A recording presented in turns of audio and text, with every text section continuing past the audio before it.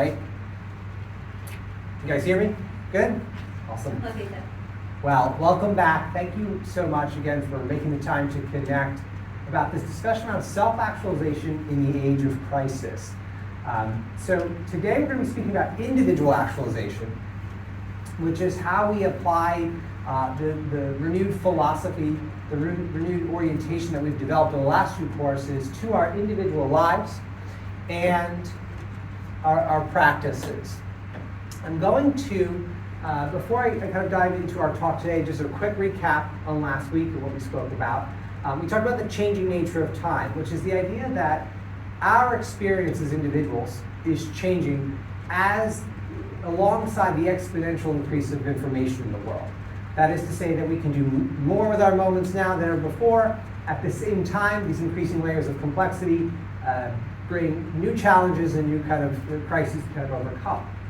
We talked about the history of the universe, right? The idea that physics and cosmology continue to orient us with a physical material reality of infinity. And that gives us a context of what and how the moment is. We inherit these moments, here we are. We live in a reality of ever-present now.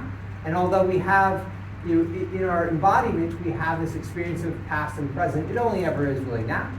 And through that, we kind of develop and conclude with a single truth. We recognize that both objective truth, that is to say that things are measurable and shareable and verifiable, and subjective truth, our lived experience, are subject to the single truth of change. They evolve. We understand objective truth is purely in relation to our knowledge within a moment. The single truth not being an intention to create a war on syntax, to create a war on people saying that things are true and they really mean accurate within a moment, but rather to identify a universal commonality, to ground our spirituality and our recognition of the self in nature as it is, as opposed to what our inherited dogmas prefer it to be. From there, we discussed our oneness with the relational universe, which is really drawing from historical philosophies of spirituality. Vedic, Buddhist, and Hindu philosophy. In Vedic Upanishads first introduced the concept of the Atman and the Brahman, the individual and the supreme collective self, and the unity between the two. And in doing so, we recognize that in a relational universe governed by the single truth, there are two observable infinities. That is to say that there is the universe itself and human imagination. And the alignment of those two within a moment represents divinity. It represents our moments of greatest power when we become more godlike. The intention, again, is not to become God. We recognize our humanity for what it is, but to recognize that we embody an aspect of that infinity within ourselves. We are both within the infinite universe as fractional beings, but also of it. We possess an aspect of it within ourselves. And on that note, we seek to maximize the capacity of individuals to exercise those observable infinities. In that same context, we talked about redefining self. We understand that in a relational universe governed by the single truth, the individual is inseparable from the circumstances they inhabit. Our access, our agency, our capacity to act within a moment is always in relation to the circumstances we inhabit. So we break down self-actualization to more accurately refer to individual actualization, the development of I, and our subject for today, and systemic actualization, the development of we, which is our last kind of concluding lecture and discussion next week. So in that context, we then talked about birth lottery and event chains, the idea being that much of our society today is organized around the prioritization of luck and the dynastic wealth, and we've organized entire global systems around the idea of where you were born as one of the most important events of your life. Now the intent in our project is not to remove the aspect of the parental influence, but rather to diminish that influence on the individual, diminish that influence of birth lottery on their capacity to act within the world. Take a quick pause. I apologize. We're having immense technical difficulties, and I just want to see. So, on that note, let's move on. I guess we just have to grapple with these challenges until if the individual comes back, I'll ask them to assist. But today we're going to briefly talk about the science of individual actualization. So we want to start with an ideal, right? We want the individual who, when we think about individual actualization, the ideal is how can we maximize the amount of individuals who have the power to direct the flow of their time experience. So what I mean by that is people who have the maximum capacity to recognize where they are within the moment and then orient their actions, their focus and energy in alignment with their ideal. As opposed to, many people today exist in a state of just kind of being caught in the wave, if you will. I get caught in these things and here I am, and every once in a while I come up for breath and I say, oh, where am I and what's next? And you kind of get caught in that wave. Now, Abraham Maslow laid the foundation for individual actualization. And many of you are likely familiar, I've heard whispers of it in the past. And much of psychology still draws from Maslow's initial works. But I want to give one fun tidbit I love talking about during these discussions, which is that Maslow never suggested a hierarchy of needs in any of his literature. So he never suggested the pyramid. That was done by a business person. So a business person talking about Maslow put his philosophies in his period. If you read his works, like Motivation and Personality, for example, he describes them as almost overlapping bell curves. But so he never described an overlapping hierarchy of needs. And I think that's really important. We've talked about the pervasive influence of hierarchy in our culture. Not that hierarchy is bad, but that a dogmatic adherence that like all of our economic, educational, relationships we talk about, for example, transaction being the highest form of cooperation, that we group everything into a rigid form of hierarchy is very much part of the problem. And the shape of, the geometry of being is in no way, shape, or form a triangle, right? The idea with Maslow's hierarchy of needs of being overlapping, or his needs are being overlapping bell curves is, it's not a ladder to climb. You can find purpose, but for example, if you lose your job and then eventually you lose your house and you can't feed yourself, it's very difficult to maintain purpose and love when you're worried about root security, right? So it's important to kind of conceptualize those.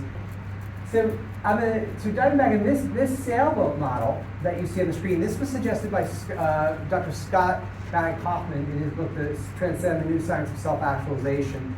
And the idea is that the sailboat model represents a greater orientation of the needs that we need to kind of form to transcendence, because you're on this wave state, right? And you're constantly going in. If the bottom three have holes in the boat, so to speak, the top three are very difficult to achieve.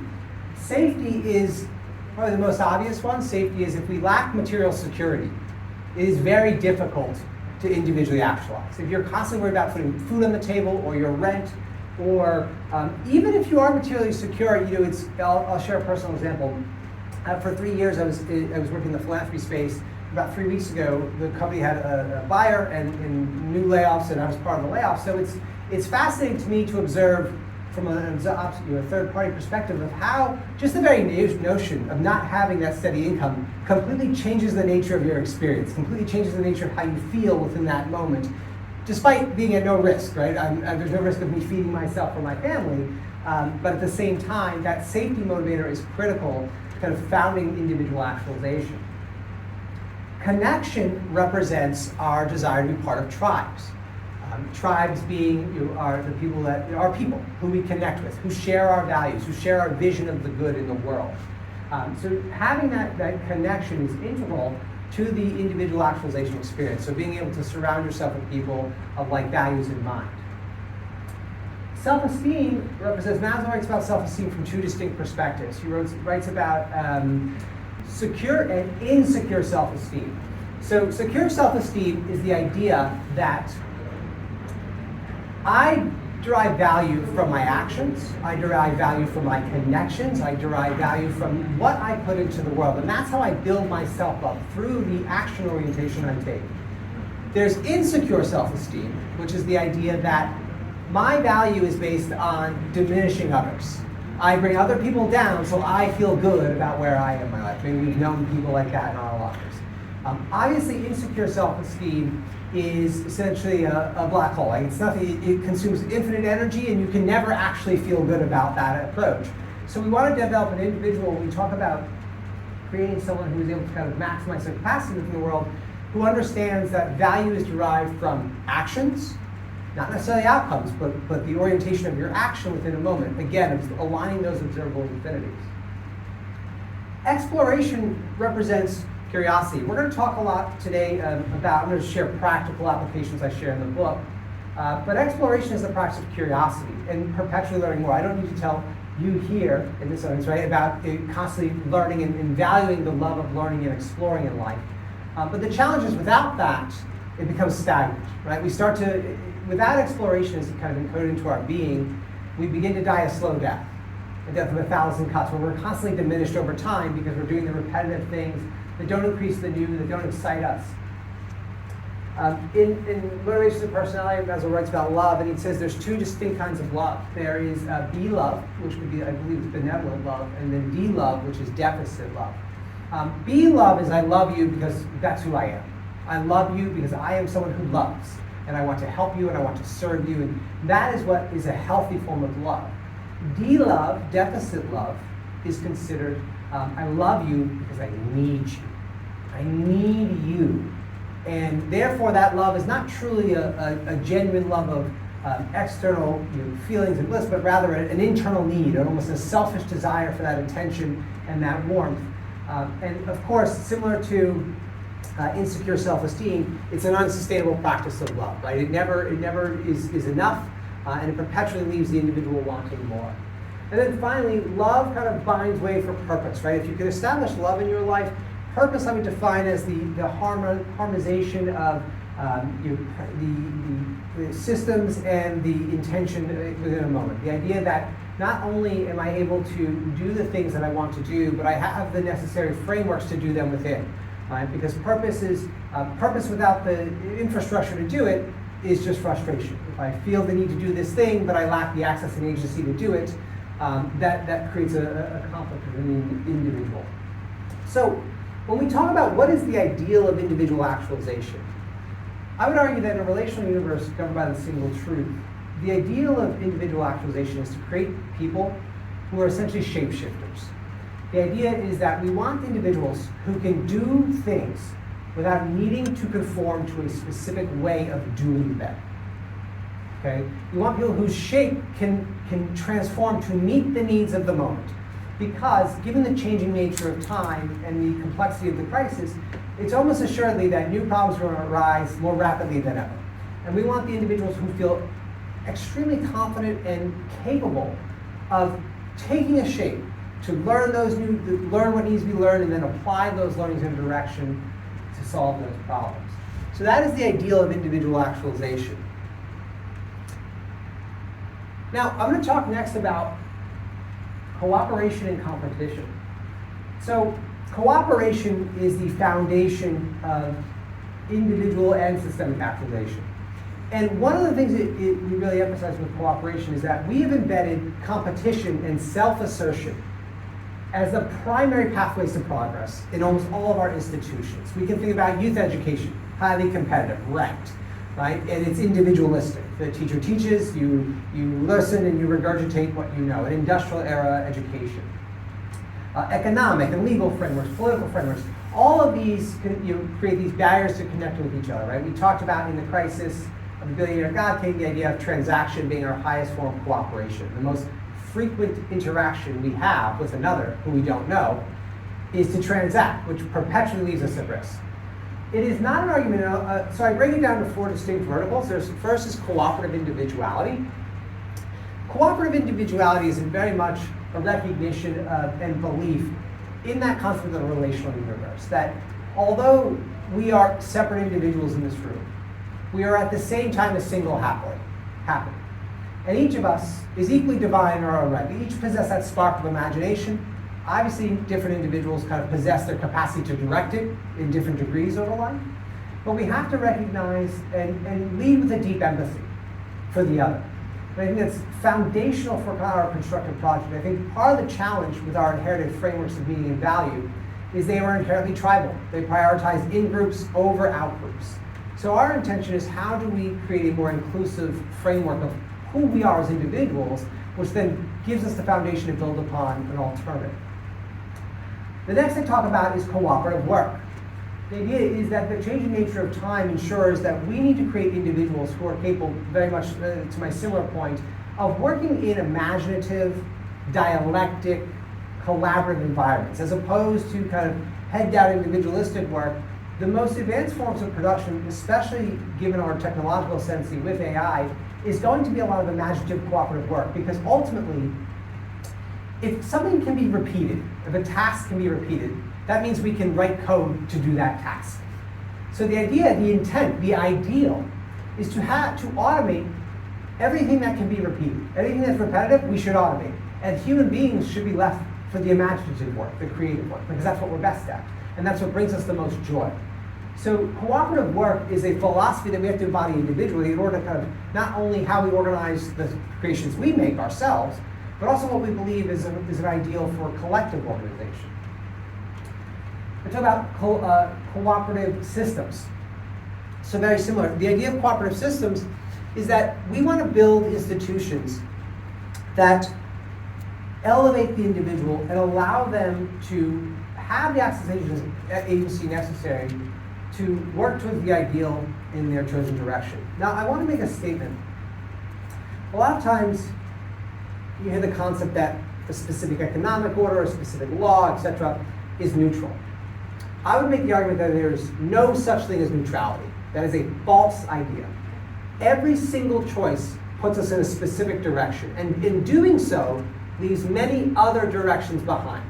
So any choice to go in a certain way shapes us in a specific way. It shapes people in a specific way to act, to relate with one another. So we have to dismiss this idea that there can ever be a neutral organization of society. So it's very much about choice. And collective systems represents and really internalizes the idea that we can only be as great as the creations that we surround ourselves with allow. Right? So if we surround ourselves with restrictive systems that only support one way of life, one shape of work and being, we're only going to have so much genius that can be released, so to speak. Ultimately, creative systems kind of further that core purpose of self-actualization in the age of crisis, which is to free the latent imagination that's trapped within creations of our own making, right? Revoke the power we have given our creations over us. And finally, the last component of cooperation and competition is cooperative competition. So I want to emphasize, it is not, the ideal is not to get rid of competition in any way, shape, or form. In fact, I would make the argument that in a systemically actualized society, that is to say with a greater, a society where there's a much larger suite of social safety nets, of public works, competition is much more fierce. Today, because of our single kind of dogmatic order of the market, economy, and law, there's a huge risk for competition. I believe I shared with you one of the other classes about my experience as a CEO in my early 20s and being like essentially on the border of poverty for about 4 or 5 years before we finally started to profit and eventually sold the company. But the challenge I'm sharing that again is because the price of failure today is so high that it encourages people to do work that isn't aligned with their values, that isn't aligned with their vision of the good, that is prioritizing security. And the problem is that type of work is almost like a mummification. We just slowly wrap ourselves, and we kind of slowly diminish ourselves over time. And it erodes, in many ways, our soul. It erodes what makes us human because we trade in that imaginative, that risk for security. So the argument would be that if we had a greater systemic actualization, we would have a much fiercer competition because the price of experimentalism would be much less severe. Right? There would be much less severe penalties for trying and failing. And that's okay. And we want, in a system like that, ideally we want a higher degree of competition. We'd almost want to be more ruthless because that type of circumstance would also, given some technological advancements I won't get too deeply into today, but I talk about in the book, there's ways to kind of create radical transparency in our institutions as well. Like that technology exists on blockchain and ledger technology. So you can eliminate corruption while at the same time having a much higher degree of intensive competition, again, to reinforce the intent being to prioritize that experimentalist impulse. Prioritize experimentalism as the orientation of the individual and how they observe those, align those observable infinities within a moment. So I want to talk about being an authentic imposter. I know this is something much of us kind of grapple with, and this chapter resonates often. I think one of the challenges with the nature of being as it is, we're this observer, right, in this perpetual now. And much of the universe is happening to us. So we recognize that in all of our efforts, we can do the right thing all the time, right? We can do the right thing every time and still lose, right? That's a Star Trek quote. It's part of life. And the ultimate idea is that we become more human by reimagining our insecurities. As I mentioned in the crisis of doubt, desire, death, and dogmas, I don't believe, nor do I think we should strive to eliminate desire and doubt. That's part of innately what makes us human. That's very much part of the ebb and flow of the time experience. What it is a recognition of is how we reframe them. So I think what's core about being an authentic imposter is orienting our value, orienting how we perceive ourselves in the world around actions, not outcomes. Because we can do, again, I've often talked to older colleagues about this challenge where it's like you have a bad quarter at work, or whatever the case may be, and you feel diminished. You feel less than because you didn't hit these arbitrary numbers. But ultimately, what we want to make sure is that we create a society that prioritizes action orientation and recognizes that no circumstance, whether it be an outcome of a specific action or even the event chains we inherit, define who we are. We are always more than the past event chains that we inherit. That's what makes us human, right? The idea is that, yes, we cannot, all of us inherit a history, and there's nothing we can do about that history. It's inaccessible, so here we are. But we can always change the direction of our focus and energy within the moment, right? That's where we create both past and present. So we recognize that being an authentic imposter is developing a deep comfort with how little we know. And I think what's fascinating about modern science, especially in some of the emerging fields, is that it's like every new discovery is just, we gotta build 5 new things that we don't understand. And that's the most exciting part about that process, about the process of kind of developing the individual. I think another core part of this is, we've long inherited these ideas through the crisis of doubt, desire, and the systems we've surrounded ourselves with, right? The crisis of information, truth, and trust, that really prioritize comparison of value through comparison to the other. So when you live in a system that prioritizes, for example, as all of us have grown up in, a consumer society prioritizes accumulation as a means of success, right? I want the big house, I want the nice car, I want those things. And when I see the phrase like keeping up with the Joneses, when I see my neighbor has that nice thing that I don't have, I feel less than. Now that's not innately, like it's not that it's not part of who we are, but what I want to emphasize is the systems that surround us, they really seek to exacerbate that feeling. They seek to drive our emotions to feel that way so that we act in a certain manner, right? We act to get that thing. That's what consumers know. The entire machine runs on more people getting more. I'll give a great example, a personal example. I don't know, it's great. So the business I ran for 8 years was a home beer and wine making business. We were e-commerce. We had 2 warehouses in New Jersey. We shipped all over the country, 50 states plus international, and we grew pretty fast. But it was a super niche business, right? So brewing your own beer and wine is not a company you can sell just to anyone. Someone who has to buy it has to know how to do the thing.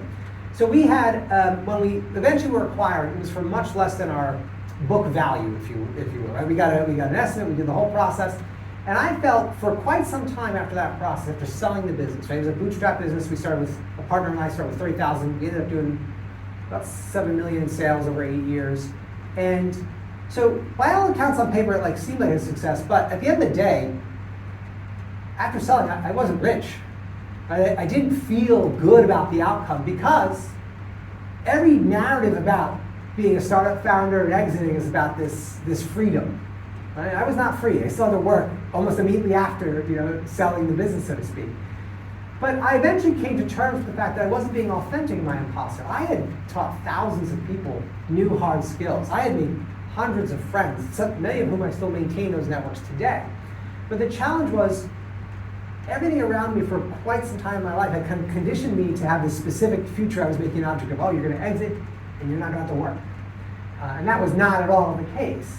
So the challenge again of that kind of comparative value system of my value being in relation to these standards that are set and promoted actively is not enough. It is not ideal for orienting the individual in a world of perpetual change. So embracing the authentic imposter is also, I mentioned is an act of empathy. Right? If we recognize that I don't know anything, if I recognize that I don't know anything, I have to extend that same courtesy to others. Right? And recognizing that all of us in our inheritance of the moment are acting with incomplete information. Here we are, and I have to solve this problem, and I have to solve it to the best of my ability. And yes, I have memory, I have event chains, and our memories aren't actually really exact, right? They kind of evolve over time. But the idea is we have to make the best decision we can, and we have to act. And extending that empathy to others is a way to extend, just a relation to them, to understand that you are equally, you possess an aspect of that infinity. I know you're kind of acting as an imposter, as am I, but being unafraid to talk about how little you know in the circumstance, given the context of the nature of reality as it is.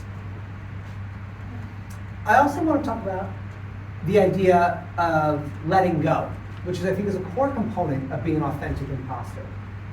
So there's kind of two distinct ways we can talk about letting go. The first is the most obvious, which is letting go of things that don't serve us. Things, people,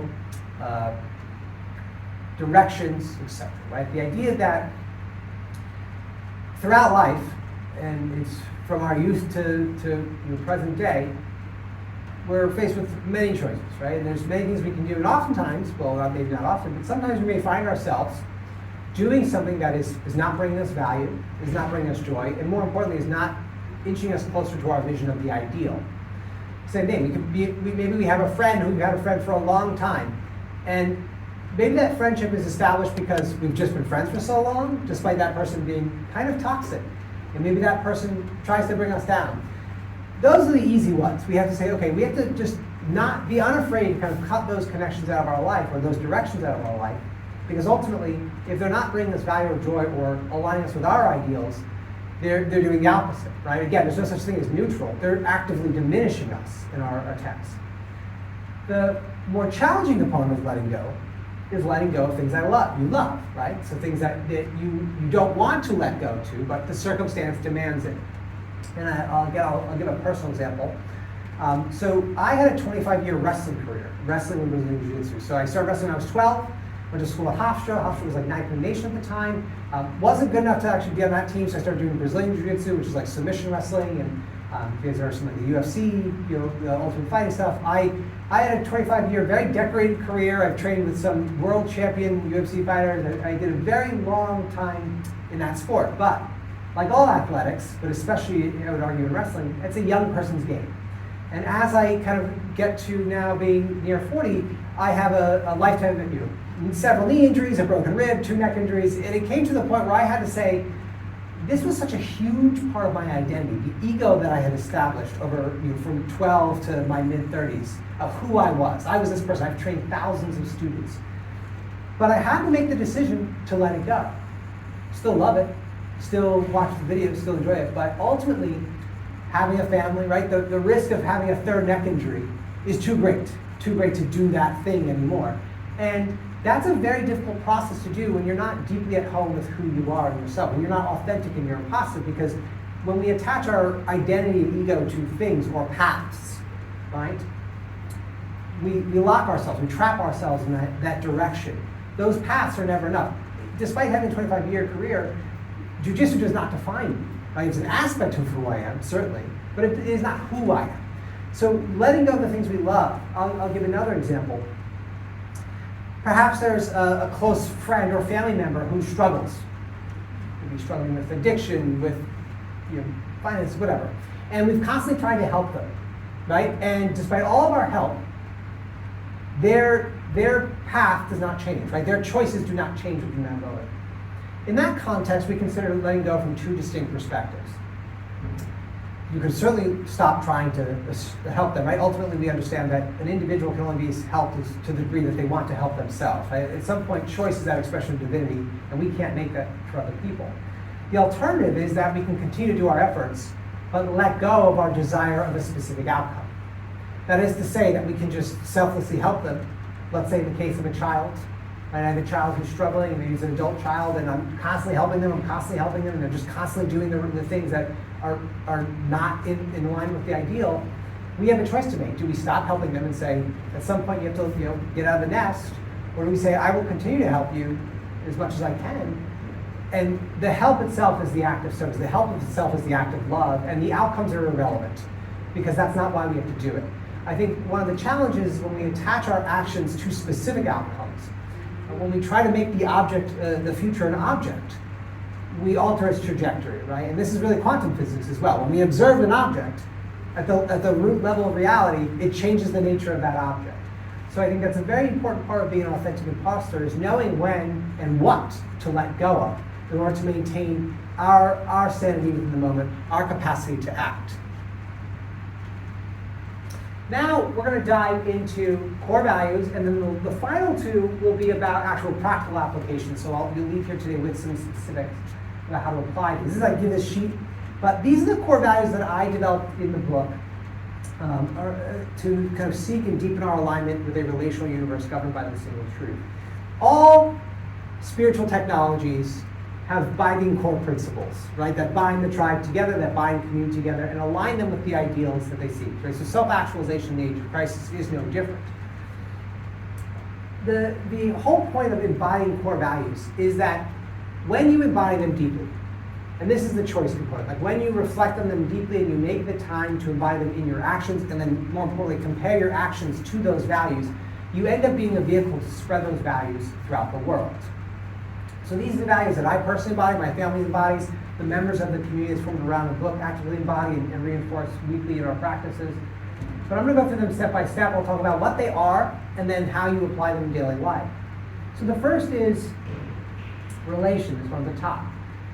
Relation is the belief and practice that we are in fact in a relational universe. That you recognize our observations for what they are.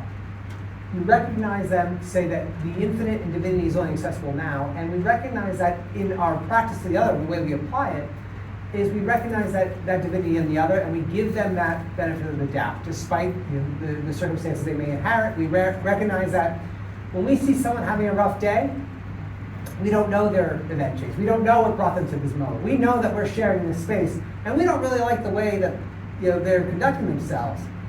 But it's important not to cast judgment on that individual. It's important to recognize that that individual, despite their circumstance, is actually very much a part of who we are. And we've all had those moments, maybe not in public, maybe not in that exact scenario, but extending that empathy in our approach to relation, in our approach to the other. Equity is the belief and practice in fairness, both in our personal and systemic relations. So we apply that by proactively questioning ourselves as we interact with others, as we organize spaces, is are we approaching this with fairness? Do we approach, let's say for example, conversations with the idea that we have something to say, we need to get it out, and we need to be there, and then we want to kind of focus on conforming everyone to that message? Or do we create a space where we value every perspective? So there's a difference, let me be clear. Every perspective has value. Every unique set of event chains has, I think, a high degree of value. Obviously, there are circumstantial things. I would never tell a surgeon how to do his job. I don't know anything about surgery. So my opinion has little merit in that concept. But we recognize that equity is vital to kind of understand the other. And then also, I would argue, when we talk about our systemic relationships, it's important that we recognize that, at least in our immediate present, we inherit legal, economic, political institutions that have disproportionately distributed advantage over time, right? There are certain groups of people, especially around race and class, who've gotten significant and legal persecution of their rights, legal diminishment, legal denial of their rights. I think the GI Bill is like one of the best examples. And so we want to make sure that we recognize the circumstance for what it is. If you're not familiar with the GI Bill, just a quick, so after World War II, you got the GI Bill, all the soldiers came back, and the idea was buy your suburban home, build your family. Black communities were denied that.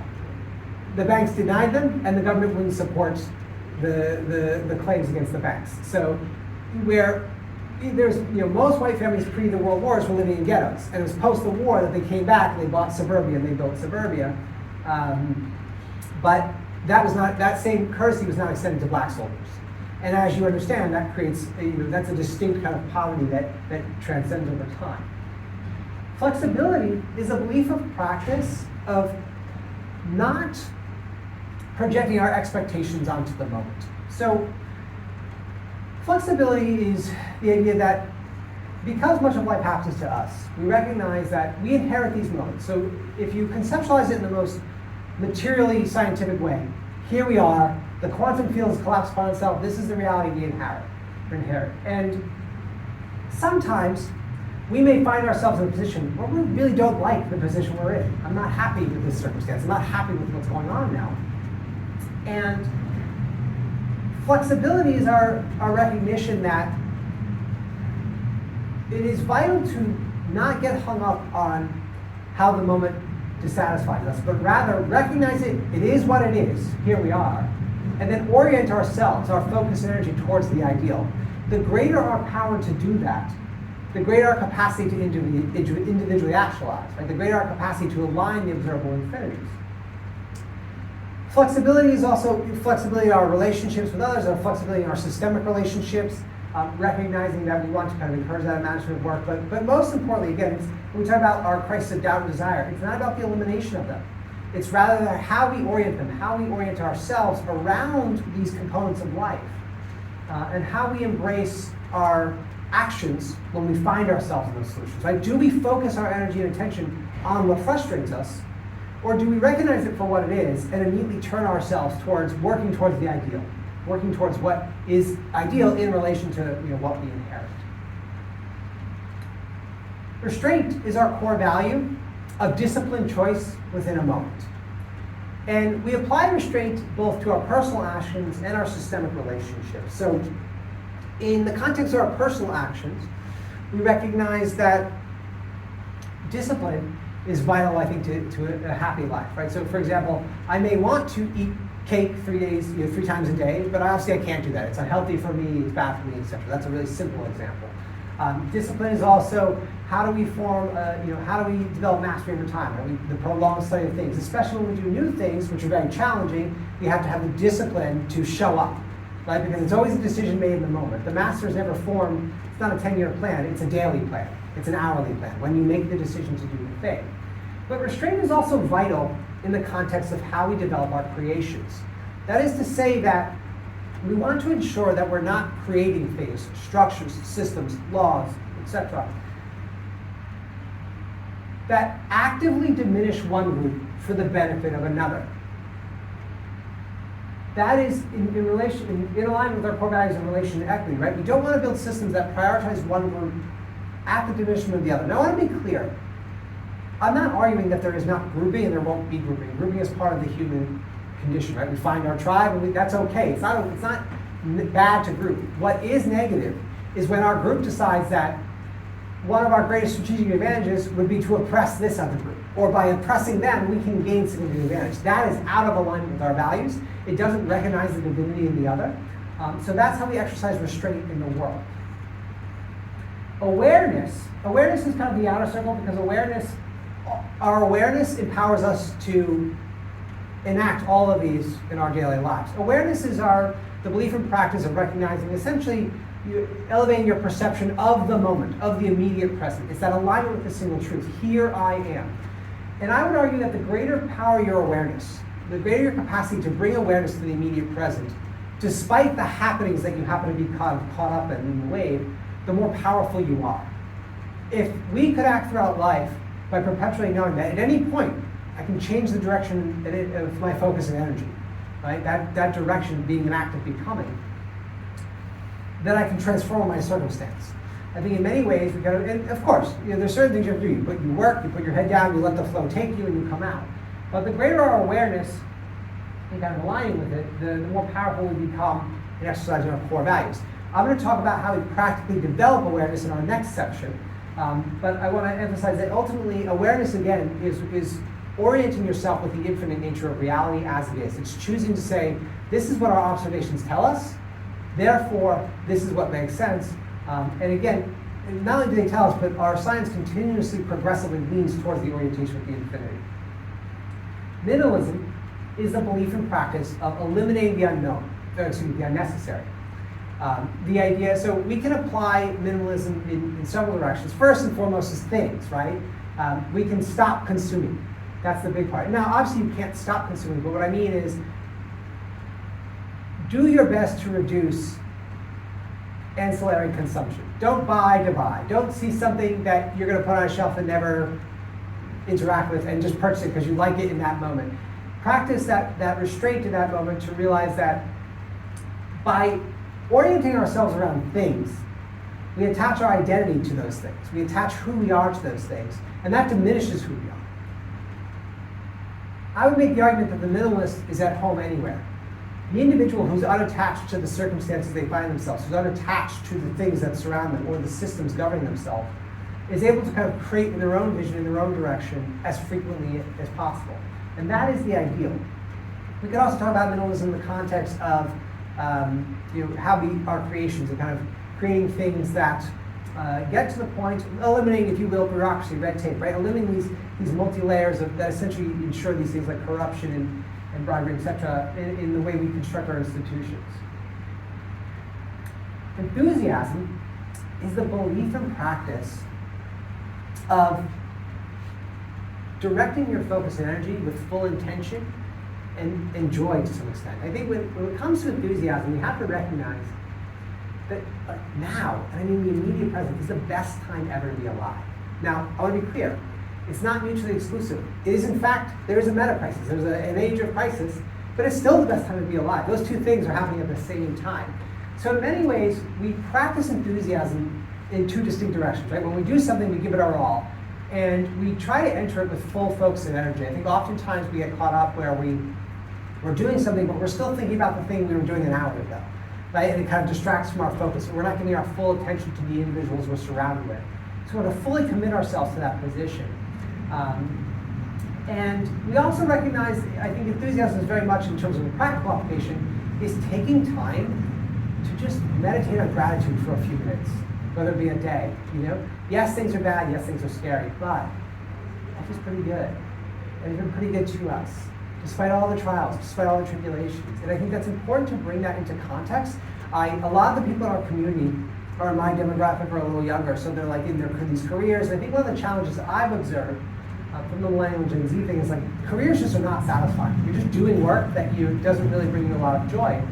But this is true for people who are doing menial labor. They're working at like a Target, stocking shelves, or it's true for people who have six-figure email jobs. And what I try to express to those people is like, look, practice gratitude. You are doing a position, you are in a circumstance that many people would be thrilled to be. All that money to sit in front of your computer and send emails, and you're really only working 4 hours a day. I mean, I get it, been there. So enthusiasm is that recognition of gratitude. And then finally, courage. Courage is the belief and practice of fearlessness in the face of the unknown, right? Aligning with that authentic imposter. So much of the world is unknown to us. We're always acting with incomplete information. The question then becomes, do we retreat inwardly to a place of security in the path of least resistance, which is essentially a slow death? Or do we have the courage to speak out against what does not align with our values, what does not align with our vision of the ideal? I think for historically the challenge, and this is true for, I think, spiritual institutions, this is true for just municipal institutions, is that because the world was so small, the price of courage was very high. You could be ostracized from your group, from your community, from your space, for calling out foul play, for calling out ill practice. Now I think, thankfully, given the world's kind of opened up, there's always new communities to be found. But we want to ensure that we are willing to act on our visions of the good and willing to act towards audacious goals in times of crisis. I think that we have to have the courage to do those things, because ultimately if we don't, the path of least resistance is the crisis, right? If we do nothing different, that's where we head. So we need the audacious visions of how we're going to orient ourselves against all this. So let me just ask, are these your core values or the core values that your community has come up with as a community? So these are ours, but I came up with these initially. But what we do in the community is we practice them, and what we do, we have an expanding component. So we have, one quick aside, our community is leveraging communal AI. So I wrote an AI bot, so essentially it's trained on a book, it's trained on all our documents, and what we do is we feed it new conversations and infrastructure of what we're thinking about, and we use it to kind of help, we call it sense maker. It helps us make sense of the world based on our collective feedback. So this is the core values I developed. I think these specifically serve to orient us with the relational universe governed by the single truth. That is to say, serve to orient us with being more powerful within the immediate present. But these specifically I wrote in the book. How big is your community? We have about 6 active community members. We have like a periphery of like 80 people. So people kind of pop in and out occasionally. Will support us if we do a fundraiser, which we do. We just finished a fundraiser. So, and we're in the process of incorporating. But I think one of our challenges, to be candid, if you're right, to be authentic in my imposter, is the challenges that we have yet to kind of figure out where is the ideal place to kind of spread this message. So it's been like a shotgun approach. I do the OLLI lectures, I do a lot of conferences, I do a lot of podcasts. So it's kind of putting it out there and see what resonates. But what I found is that the more I do that, the more it does attract people. It becomes an attractor. And I think what I have found that's really fascinating is many people are working towards the same vision in a different direction. So we call it different things, but it's almost emergent to some extent. And that's what I find so fascinating is that, I wrote this book, and as I started speaking and meeting people, I'm like, oh wow, you're doing something very similar. It's not in the same context that I proposed, but it's very similar. I think where, I remember I was having a conversation about a year ago at a conference in Denver, and an individual was asking me about like the religious component, like what is spirituality, and I think what's unique about the approach that I've presented is that it's what you would call, like Terence McKenna would call it, archaic revival. It's a return to natural spirituality.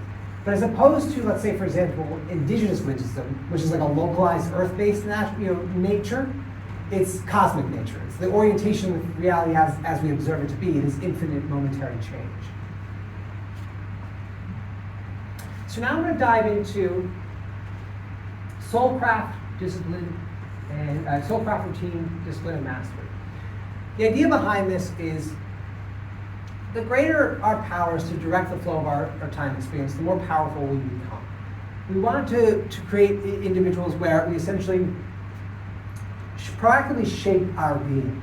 I was asked the other day what I envision the soul to be, and I think the best way, in my opinion, to envision a soul is almost a geometric shape. And it's not a predetermined shape, it's a shape that kind of morphs over time to fit the needs of the moment. How does that shape orient itself with infinity within the immediate present? Who is it able to become? And how does the individual possess the capacity to develop that shape? Now, when we talk about the idea of Soulcraft, right? The idea of self-improvement is nothing new. And I think in many ways, it's an active process. We're going to talk about it through 3 different distinct categories: routine, discipline, and mastery. And just see this really quick. Perfect. So routine is the idea of just doing the thing. So I think routine comes into play when we consider undertaking a new activity. Oftentimes, when you do something that is new, it is kind of frustrating because you're not very good at it. You don't necessarily conceptualize the entirety of the process.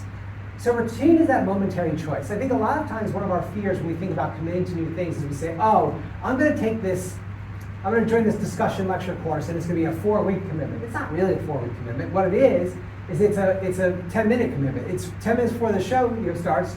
Are you going to drive to the show? Are you going to show up at the event? That's the commitment you make, and then you, of course, commit the hour to it. And then from there, you can kind of commit your practice. Routine is a momentary decision. It's having that courage to do the thing in the moment. But over time, what happens with routine is it develops into discipline. So routine extended over time becomes discipline. The difference between routine and discipline is easy. When you have it, when you have a habit, when you have something you do, you don't have to think about doing it. You just act. And in many cases, it starts to become fun. I was having a conversation yesterday at one of our community calls with a gentleman who had just started Brazilian Jiu-Jitsu. And when you start wrestling, when you first start out, most of your life is just getting beat up by other people, right? Like, so you're just constantly losing. And it's difficult to have that fun. But after 6 months to a year of practice, you start to pin the other guys. You start to submit the other guys. And then it starts to become fun. So discipline is where we start to develop those powers. It becomes more fun. It becomes something that we start to develop a context around. From there, prolonged discipline leads to mastery. And mastery is the idea that over time, we're able to add new context to a situation. So not only are we able to do the thing, but now we possess a knowledge of it to such a degree that we can see it from a perspective that others cannot see. And I would argue that mastery is kind of the foundation for genius. I'm reminded of the German philosopher Schopenhauer. He talks about how a master hits a target that no one else can hit, but a genius hits a target that no one else can see. And when we think of mastery and the development of the character of the individual, this is the ideal. Now, I want to emphasize, I can share this kind of brief map. This is a map I developed in my early 20s. Super simple, but it's something I've leveraged for every company I've built, every project I've ever taken, and it's a very straightforward map. I believe that Soulcraft is a top-down process. So you begin with a vision in mind. I want to make this future an object. Here's how I imagine it looking. I want to accomplish this thing. And from that, you break it into major milestones. For me to accomplish this objective at the top, these three things must be accurate, right? They must be real in the moment. So if I want to give a lecture at University of South Florida OLLI program, I have to have A, my major milestone is have a talk to give. B, the second is to have slides, right? I have to have something to present. The third major milestone might be I have to make the connections and do the work to actually get the program oriented, right? And from there, I break each of those into minor milestones, and then most importantly, we break down this visualization project into tasks. This is what allows us to eliminate our doubt and desires in the moment. It allows us to actionize our visions and give them real shape, because essentially, anytime I'm working on a task here, I don't have to have fear about what I'm not doing. I don't have to have fear and concerns about what directions I'm not choosing. I'm orienting myself around these specific tasks, and every action in that direction brings me closer to that vision of the ideal. Now, in that note, with this said, I want to emphasize too, a lot of times when we build something, whether it's relationships with people, whether it's a community, whether it's a product, the way building is often conceived is like, oh, you undertake one initiative and you build it till it's done and you move on to the next. I would argue that's not accurate. I think in many ways, if we can imagine for pillars, for lack of a better concept, you build a pillar as high as it can go, but sometimes to go any higher, it requires other foundations to be in place. So you get as high as you go, you might get to task, finish these three and finish these two, but this one needs this one done. So you just stop and you move to the next one, you build it back up, and then you return.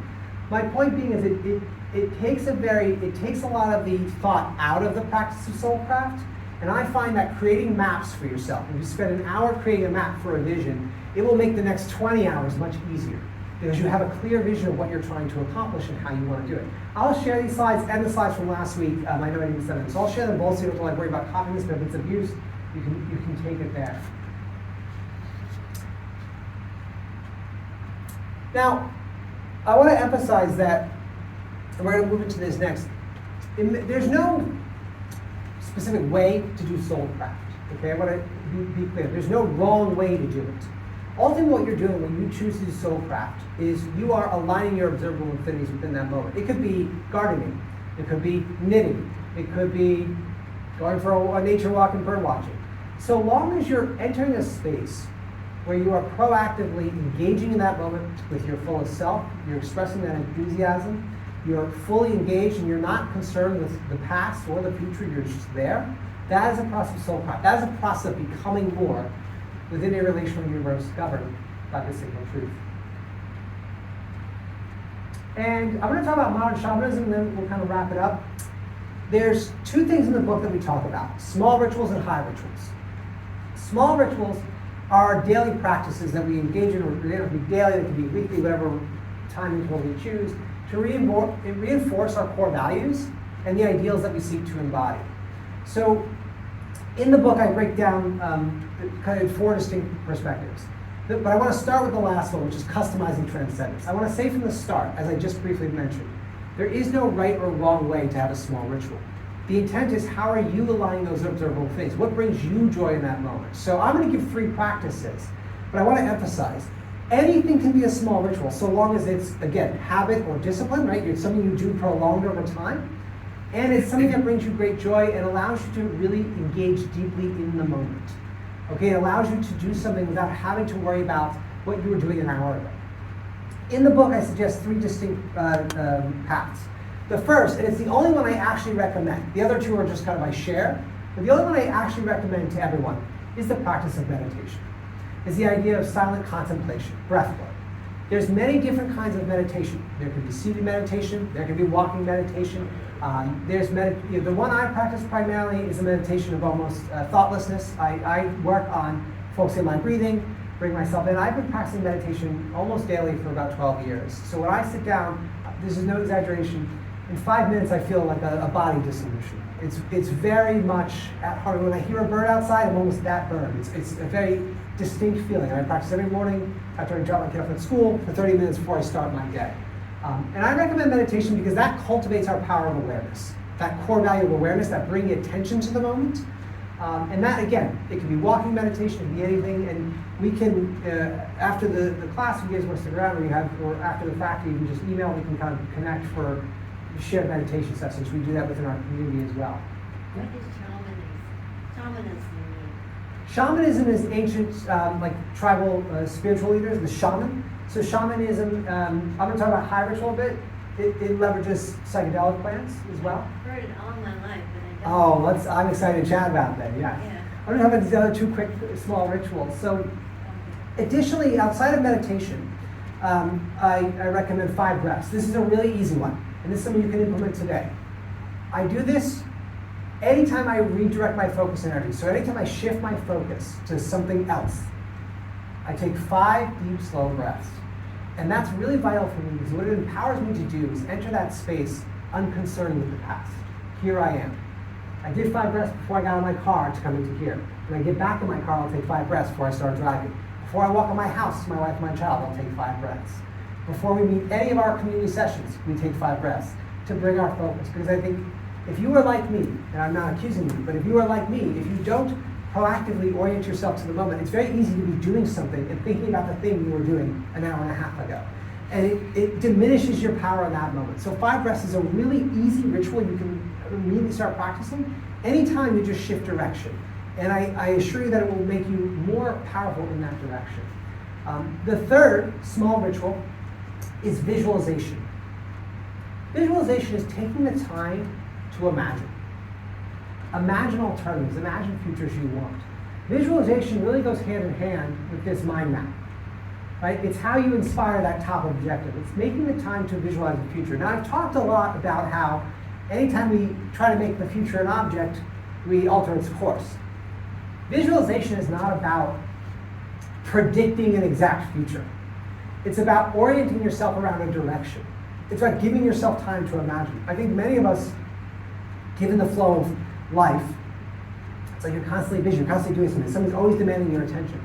So taking just 10 minutes and just to sit in silence and relax and reflect is a great way to orient yourself around possible futures that you might bring into the moment.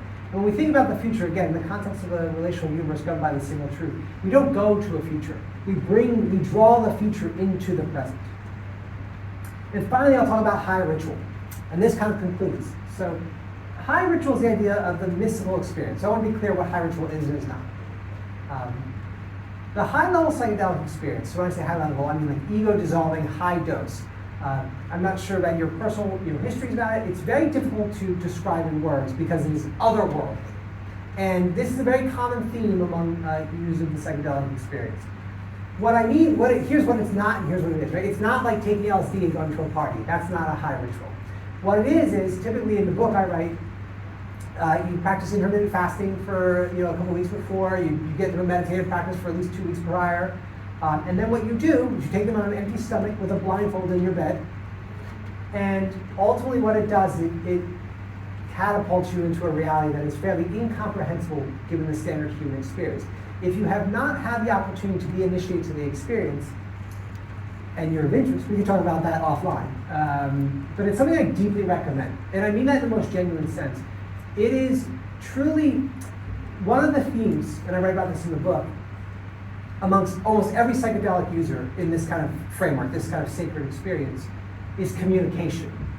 And that's the most fascinating component about it. Now in the book, I don't write that, I would never make a claim to say what God or the infinite or the oversoul is, right? Outside of infinity itself. I would never make a claim to give it a shape. Obviously it would be wrong. But given the context, whatever this communication is, it's certainly some sort of extra dimensional. What's profound about it is that it's not just purely a reflection of your memories. It's like a new orientation.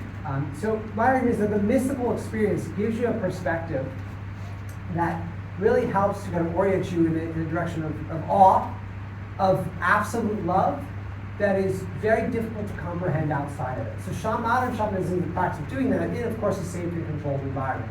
And I believe this is a core pillar of really kind of finding that awe in life that can sometimes be missing from the mix. So the only other points I'll make, because this kind of ends the discussion today, we can open it up for a more one-on-one, is I talked briefly about two concepts in the book, parenting and partnership, and then leveraging language. With parenting, I think the key emphasis I make in the book is we have to treat children and believe children are equally divine.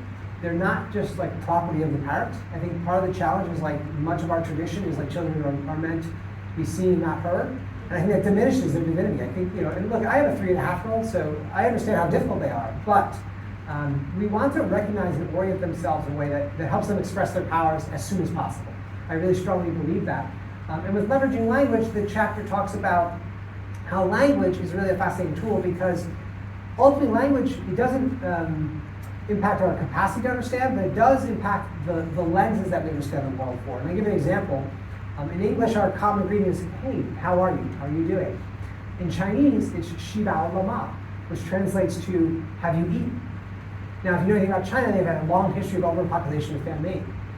Right? So it's no surprise that their standard greeting is related to the well-being of the individual and their food stock, so to speak. So I think I argue that we should experiment a little bit more proactively with our languages. Of course, it already happens with memes, but that is an exciting path. So on that note, this concludes our lecture on individual actualization.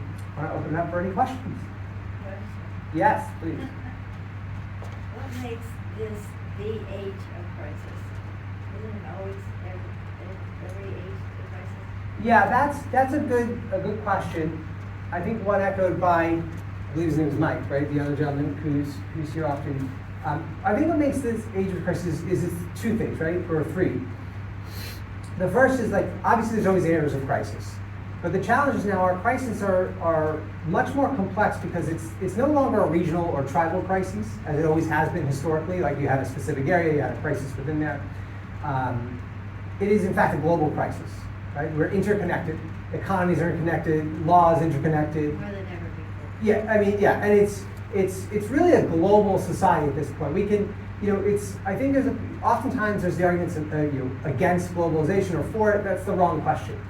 The question is, what kind of globalization do we want to form? Because we're already a global society. And again, there's no putting the genie back in the bottle, so to speak. Additionally, I think the introduction of self-learning machines, and this is something I really have tried to emphasize throughout the course, is fundamental to like reshaping the very narrative of how we experience reality of life, of how we work, of how we play. These are things that there is no, and obviously there's been disagreements in the course, but I stand by the argument that there is no comparing AI to any previous historical technology. Essentially, imagine this, right? So if you contextualize it like this, we create things today. We create a machine, let's use the car as an example, right? And the car does a thing. It drives us from A to B, right? It always performs that thing. It can make that repetitive task very easy. The car cannot solve problems by itself. If the car hits a roadblock, you are required to figure out a new route to go around that roadblock. AI is a machine that when it encounters a problem, can figure it out without your input. It can figure it out without you having to tell it what to do. And that in itself, when you can create self-learning machines, that's when you kind of reach this kind of pinnacle. Sorry? Makes it so scary. Yeah, it is scary. I mean, I'm super optimistic about it, but there are obviously AI empowers the things like, for example, the creation of hyper-targeted biological weapons. So they can target a specific DNA strand of a specific group of people. But it also empowers things like global coordination. It empowers things like networked food growth and distribution across the world. I think many of our problems, so for example, like food distribution, is primarily logistics. It's not that we don't grow enough food, we do. We have plenty of food in the world. It's just about how can we get it to the places that need it most, and that is the difficulty.